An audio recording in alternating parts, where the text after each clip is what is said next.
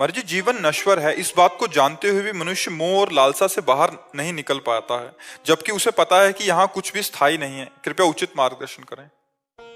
ये भजन की कमी के कारण हम अपनी जानकारी का प्रयोग नहीं कर पाते। जानकारी तो है, जानकारी तो एक साधारण ग्रामीण पुरुष को भी है, क्योंकि जब शव यात्रा जाती है गांव में, कहते राम नाम सत्य है, सत्य बोलो मुक्ति है। बोलते हैं ना सब, मुक्ति का रहस्य वो जो बता रहे हैं कि राम नाम सत्य है, सत्य बोलो मुक्ति है।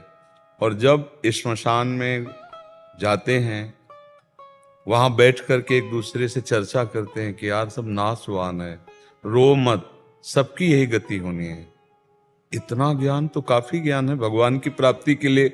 इतना ज्ञान तो बहुत बड़ा ज्ञान हो गया ना, कि सब नाशवान है, सब शरीरों की अंतिम गति यही है, सत्य है तो भगवान का नाम सत्य है, और उसी सत्य का स्मरण करने से मुक्ति है।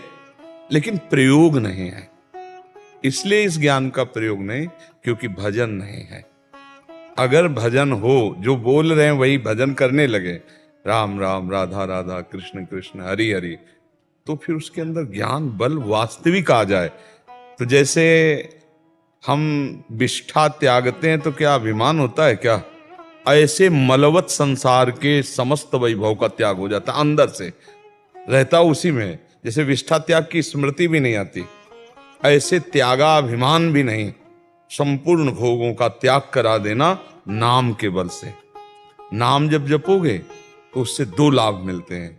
एक तो प्रगट में हमें सत्संग मिलेगा, जब नाम जपेंगे भगवान को पुकारेंगे तो सच्चे संतों का संग ये भगवान की कृपा से मिलता है। अब मोहि भाव भरोस हनुमंता, बिनु हरि कृपा मिले नहीं संता। संतों का समागम और संसार से वैराग्य ये नाम प्रदान करता है। जितना नाम जप करोगे उतना ही उत्तम उत्तम महात्मा स्वप्न में आकर, जागृत में मिलकर आपको बल प्रदान करेंगे। संतों के पास जाने से पहला परिचय कि हम संत से मिल रहे हैं, हमारे हृदय में अपने दोषों के प्रति घृणा होने लगना।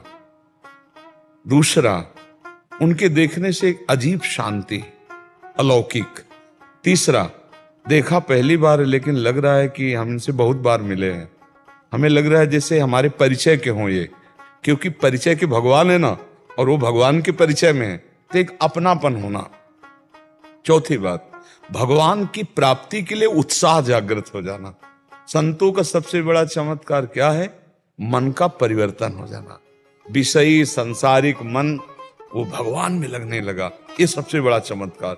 तो संतों का संग मिलता है नाम जप से। देखो विभीषण जी, राम नाम तेहि सुमिरन कीन्हा, हृदय हरसि कपि सज्जन चीन्हा, ये सन हठ करिहो पहचानी, साधु ते होए न कारज हानि। नाम ने ही हनुमान जी का दर्शन करवाया। जब उन्होंने राम राम जप रहे थे तो हनुमान जी फिर कि ये तो साधु है, इससे मिलने में कोई हानि नहीं लंका में, इसलिए मिले। तो जो भगवान का नाम जप करता है तो बड़े बड़े संत या तो आके उससे मिलते हैं या बड़े बड़े संतों के यहां पहुंचा दिया जाता है। और संत समागम जब होता है तब उसके अंदर विवेक जागृत होता है।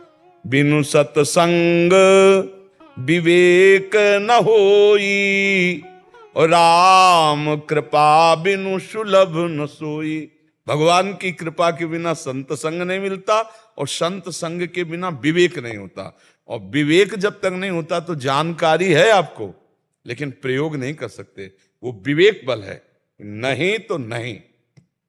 जो करना है वही होगा, जो नहीं करना वो नहीं है। उसको कहते हैं जितेंद्रिय मनोनिग्रही, शास्त्र की भाषा में। इंद्रियों को अधीन किए, मन को अधीन किए कौन? विवेक। संत समागम और नाम जप, इन दो से बात बनती है।